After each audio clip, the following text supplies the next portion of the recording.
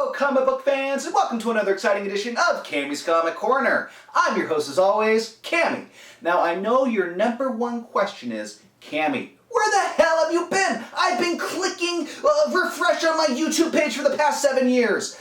Well, I'm sorry to tell you this, but I've been a little busy. I've graduated college, I moved to LA, I got married to one of the hottest cosplayers in the business.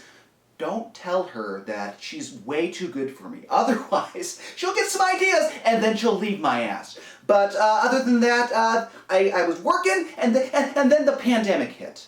And it wasn't just me that it affected. I'm sure it affected several of you. And you went through all the 5 stages of grief about like depressing and eating Ben & Jerry's and reading comics and ordering more pints of Ben & Jerry's. But I was there too. I was there with you once. And I mean, this is what this kind of whole revival episode is about.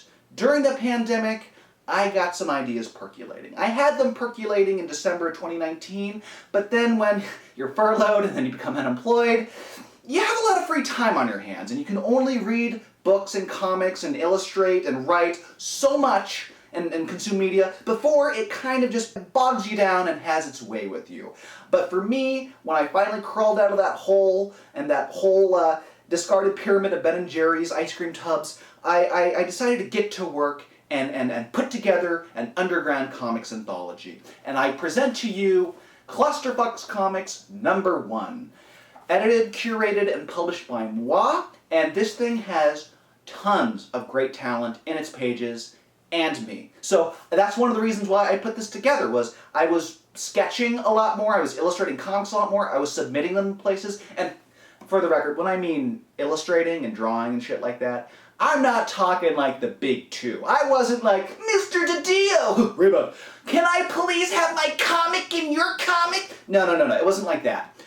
Ever since, I was doing the podcast and I've been reviewing these comics, I've gravitated and I've loved more and more the indie comics and the underground shit.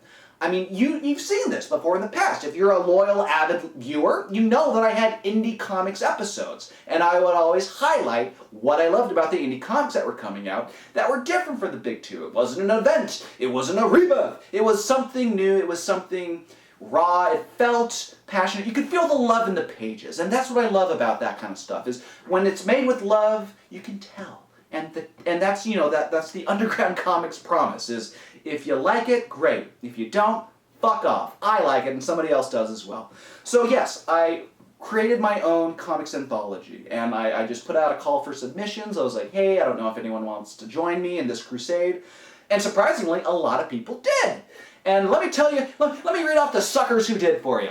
We have Brian Judge, Isaac Roller, Vickie Smalls, Erik Jasek, Cameron Zavala, Miguel Elias Aguilar, Robert Negoesco, Adam Yeater, and Charlie Sisemore. These gentlemen and lady all wanted to contribute to this first issue, and then some. I have enough contributors for issues 2 and 3 as well, which I'm currently working on. This one came out just last week, here in February of 2021, and issues 2 I'm hoping to have like summer 2021, and then issue 3 winter of 2021. I mean, is there enough stuff for issues 4, 5, and 6? I'm sure there is if I were to put out another call for submissions. But I just want to see how these are doing right now. I've got, things already set in motion, plus my own Fubu comics that I've been doing for years, finally going to get collected for summer 2021 to debut alongside issue #2. But, you got great stuff like this. Charlie Sizemore. Fantastic artist, go look him up. And in the back of this issue, this premiere issue, I do have links to all of their works. You can follow all these people on social media and what have you. But yeah, this is a labor of love. I spent a whole year working on this, making sure everything looked great, going from Photoshop to Illustrator to InDesign to publishing. And this is printed by the good folks over at Rat Nest Sticker Co. They've done a lot of other published works, they've helped a lot of other indie creators out, and they have a fantastic array of stickers as well. So go check out their products as well. But if you want to purchase this bad boy and support moi, the guy who has been giving you great comic book recommendations for at least over a decade. You can check out my website at cammyscomiccorner.com/comics, or you can go directly to the Big Cartel link, clusterfuckcomics.bigcartel.com. And from there you can purchase this bad boy, $7, which might seem like a lot to you, but I mean, isn't that the going price of a Marvel comic nowadays? Because they keep upping the price on ya. But yes, $7 and then $3 domestic shipping and then $8 for international. And I know you international people might be like, good bloody hell, Mike, that's a lot of money! But, you know, it's international shipping, and unfortunately our USPS over here has been kind of crippled by that fucker DeJoy, so you kind of have to just work with what they give you there. But my pick of the week, my pick of my lifetime, is Clusterfuck Comix #1 with several contributors plus moi. And I mean, I put my name in there so I could kind of look like I was part of the cool crew, like, hey, yeah, I do comics too. What up? We're G-Money Unit. But we all know the realistic, you know, expectations of what a drawing from me looks like. It's not pretty, but I don't want to brag. I have my own little autobio comic in there about getting laid off from the coronavirus, due to the coronavirus. And Art Spiegelman, move on over. Mouse, this is nothing. This has everything over Mouse. And I urge and I plead with you to go and support me in this endeavor. Who knows? This could be the next Raw, for all you know. This could be a next Eisner Award-winning comic, for all you know.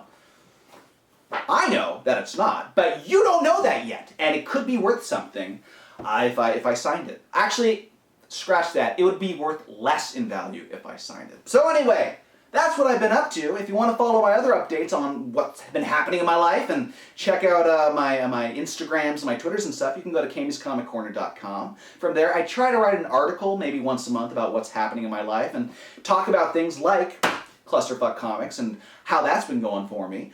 Or you can follow me on Instagram, on Twitter, same handle, at CamComicCorner. And then you can follow Clusterfux as well on Instagram and Twitter. It's at Clusterfux on Instagram, and then at ClusterC on Twitter.